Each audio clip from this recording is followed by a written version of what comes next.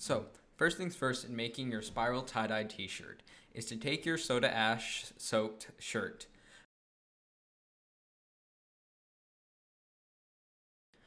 You have to wear gloves for this because soda ash is specifically basic and will burn and sting wounds and generally isn't a good thing you should have on your hands. So, you want to take your gloves and wring out the soda ash solution until the shirt's just damp. I take the shirt and I clump it up and I squeeze it out and I don't twist it because that can pull on the seams, which is not the best thing you want because the seams hold the shirt together and you want them to be fairly unagitated throughout the entire process. So you take your shirt. I turn mine inside out because of dye blotches that usually end up on the shirt.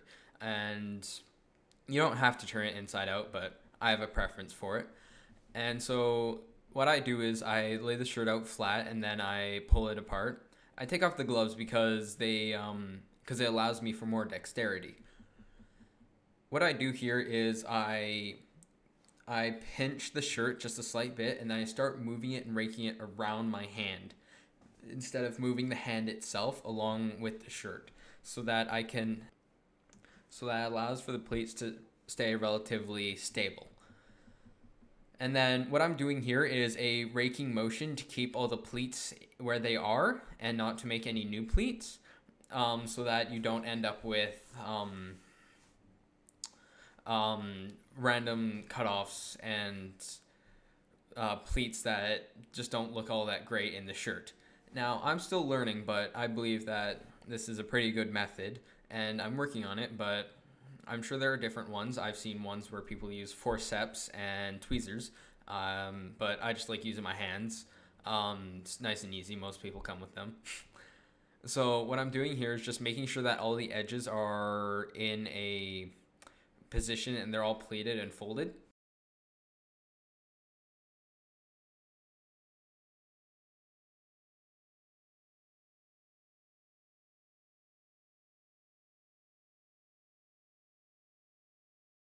And what I use is dental floss. I use wax dental floss to tie my shirts, and it's just because they come in bulk and it's just really nice and easy to use.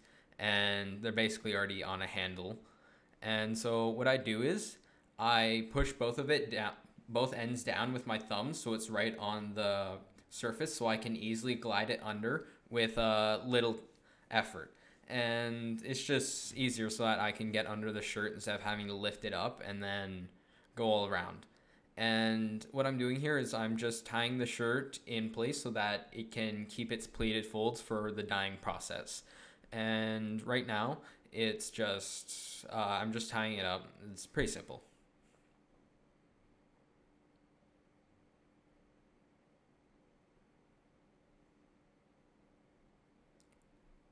And as you're tying, you're gonna want to slowly compress the shirt and pull it together so that it has a little more substance to it so that you can really pick it up without it falling apart in your hands, because just because you tied it up doesn't mean it won't fall apart.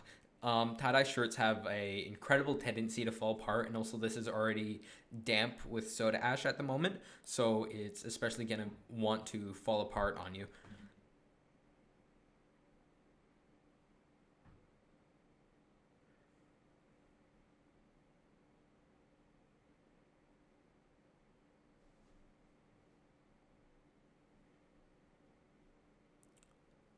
So what I'm gonna do here is I'm just gonna take a chopstick and then I look for the pleated folds that overlap other pleated folds, and then I'm just gonna push them down so that it can show the other pleats, so that when it comes dye time, that when I dye the shirt, the smaller pleated folds aren't covered by the larger pleated folds, leading to them not being dyed ultimately in the long run, so that you end up with more white spots in the shirt.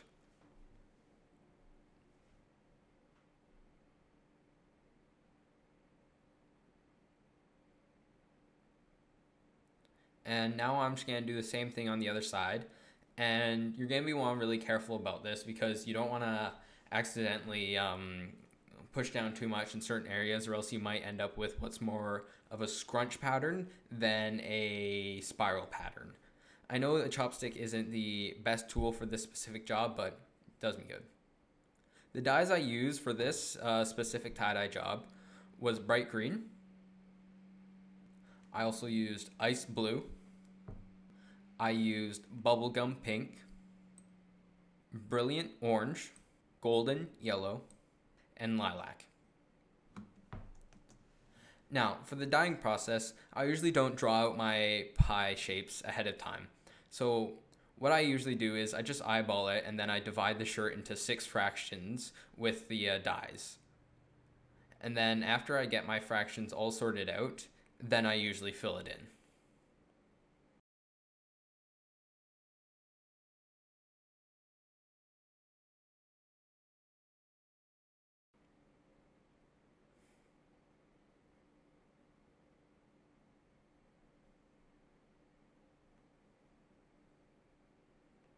So what we have right here is my bright green, then my ice blue, then lilac, and then my bright orange,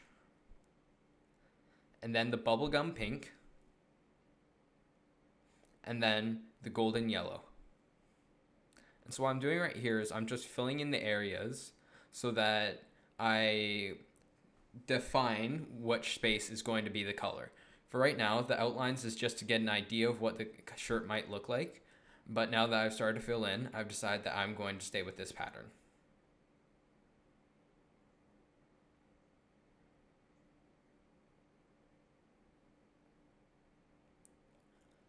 I use a specific type of squeeze bottle called needle nose, and they're better for more precision work, and I don't currently have any other types of dye bottles, but I'm working... No. I'm just going to cut that out. Cut out like the past 5 seconds.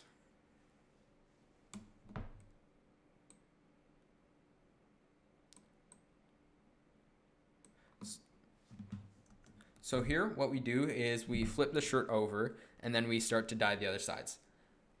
For the sake of time, I've sped up the process.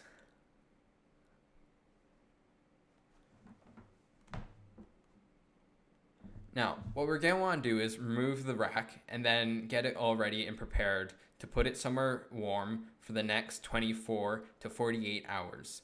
It is a good idea to let it set in a warm place so that it may be able to set. The dye needs heat in order to set, so you would not want to let it set outside in the cold night. Now that 24 hours has elapsed, I take the shirt and I soak it in water now that 24 hours has elapsed, now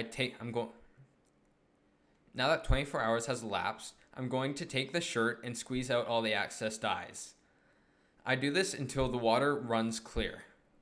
And I often give it a few rinses and then until it becomes clear, and after that, I'll soak it in hot water, and then after that, rinse it again, because there are usually always more loose dyes inside the shirt.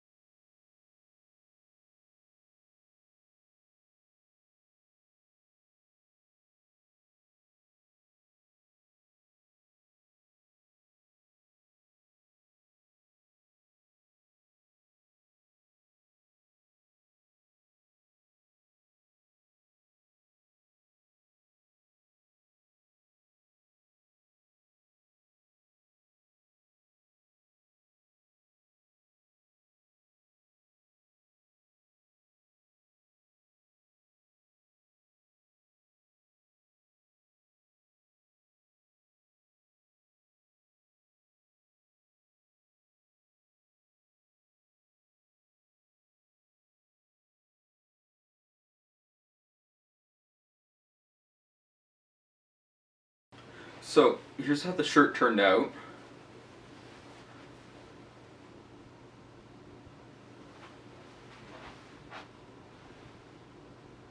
I think it's pretty alright, but what I really could have done is have a little more saturation in the bubblegum pink and in the green.